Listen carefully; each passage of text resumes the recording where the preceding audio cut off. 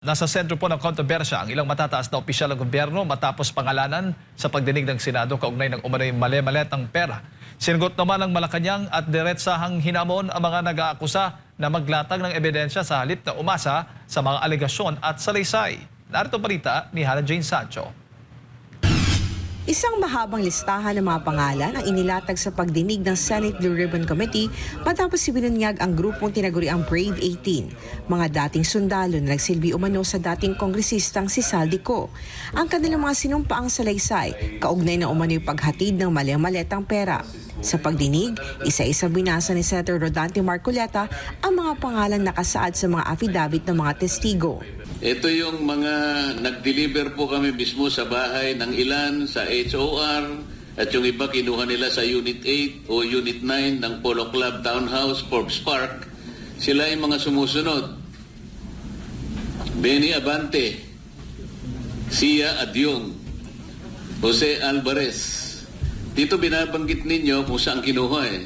Ace Barbers Townhouse, Ching Bernos, House of Representatives, Arlene Brosas, House of Representatives, Townhouse, Franz Castro, House of Representatives, Townhouse, Joel Chua, House of Representatives, Manix Delipe, House of Representatives. Ito nga, si Laila de Lima, Townhouse din niya kinuha.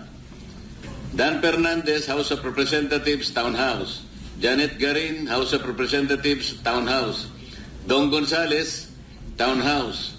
J. Konghun, House of Representatives at Townhouse. Jervil Luistro, House of Representatives. Raul Manuel, House of Representatives and Townhouse. Ito yung mga makabayan group na sinasabi ni Senate President kanina eh. Raul Manuel, Franz Castro, Arlene Brosas. Ito yung makabayan black. Na kapag nagsasalita sila sa House of Representatives, matagal ko po silang nakasama roon eh. Wala nang ginawang mabuti ang gobyerno. Palagi sila na nang mabuti. Sandro Marcos, Forbes Park. Paulo Ortega, House of Representatives. Joseph Paduano, House of Representatives, Townhouse. Stella Kimbo, House of Representatives, Townhouse and Residence. J.J. Suarez, House of Representatives. Erwin Tulfo, Paulo Ortega, House of Representatives. Joseph Paduano, House of Representatives, Townhouse. Stella Kimbo, House of Representatives, Townhouse and Residence. J.J. Suarez, House of Representatives. Erwin Tulfo, Green Hills, House of Representatives. Itong lahat po ng binanggit. Kabilang sa mga nabanggit sa testimonya ang ilang mababatas at opisyal ng pamahalaan. Nadawit din sa mga aligasyon ang dating House Speaker Martin Romualdez at maging si Pangulong Ferdinand Marcos Jr.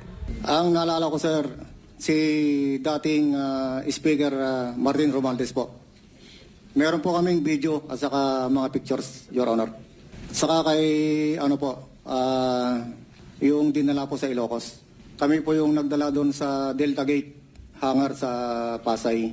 Yung 5 maleta po na dinala doon sa Ilocos. Na dinala ni Sergeant Tobe at saka ni Boss Saldi. Ikinarga po namin sa Lexus na bulletproof. Plate number NFX 8886. At saka binakapan po namin ng Hilux na bulletproof din. Black na Hilux. Plate number Eco Alpha Foxtrot 7121. Para kanino naman yung dinala ninyo? Ang narinig ko po nun, sir, para kay President Marcos. Agad naman umalawang Malacanang sa mga aligasyon. Ayon kay Palace Press Officer Undersecretary Claire Castro, hindi sapat ang mga paratang at kinakailangan suportahan ng mga ito ng malinaw at matibay na ebidensya. Pakita mo na nila ebidensya, madali kasi magturo.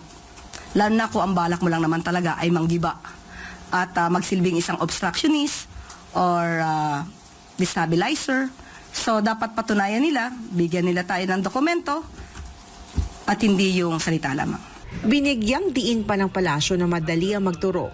Ngunit obligasyon ng sinumang nag-aakusa na patunayan ang kanilang mga sinasabi sa pamamagitan ng dokumento at iba pang ebidensya. Samantala, kanya-kanya ring itinanggi ng ilang personalidad na nadawit sa mga aligasyon ang umanyo'y pagtanggap ng mali-maletang pera.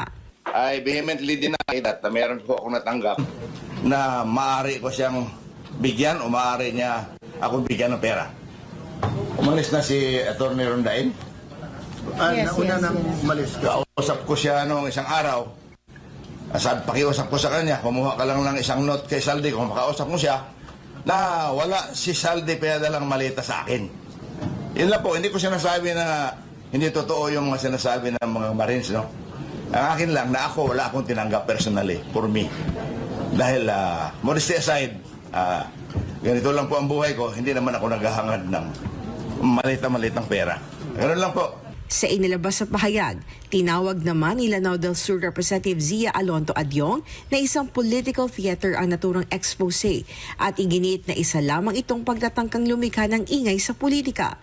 Maging si ML Party List Representative Leila de Lima ay mariing pinabulaanan ang aligasyon at sinasabing katang-isip lamang ang pagkakadawit niya sa umano'y operasyon ng paghatid ng pera sa mga opisyal ng gobyerno. Habang lumalalim ang investigasyon ng Senado, nananatiling nakasentro ang usapin sa isang mahalagang tanong. May maihaharap pang matibay na ebidensya ang mga nag-aakusa upang patunayan ang kanilang mga mabibigat na aligasyon. Sa ngayon, mariitinanggi ng mga nadawit ang mga paratang habang hinihintay ang susunod na yugto ng pagdinig. Para sa Diyos at Pilipinas Kumahal, ito si Hannah Jane Sancho, SMNA News.